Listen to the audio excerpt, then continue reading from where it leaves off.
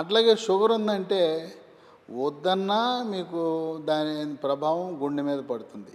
గుండె బాగుందా లేదా చూడాలంటే 3 పరీక్షలు ఉన్నాయి. ఈసీజీ, గుండె స్కానింగ్ని 2D ఎకో అంటారు. మూడవది బెల్ట్ మీద నడిపిస్తారు, తర్వాత పరిగెత్తిస్తారు. దాన్ని ట్రెడ్మిల్ టీఎంటీ అంటారు. టీఎంటీ పాజిటివ్ వస్తే ఇంకేం ఆలోచన చేయొద్దు, యాంజియోగ్రామ్ అనే పరీక్ష ఉంటుంది. ఇంతకుముందు ఇక్కడ తొడల దగ్గర నుంచి లోపలికి ఎక్కించేవారు, కొంచెం కష్టతరం. ఇప్పుడేంటి, ఇక్కడ చేతి మణికట్టు దగ్గర నుంచి యాంజియోగ్రామ్ చేసేస్తున్నారు. ఒకవేళ మీరు డాక్టర్ గారి దగ్గరికి వెళ్తే, అయ్యా నీకు మణికట్టు ద్వారా చేయటం వస్తే నేను చేయించుకుంటానన్నాడే, మొహమాట అవసరంలా.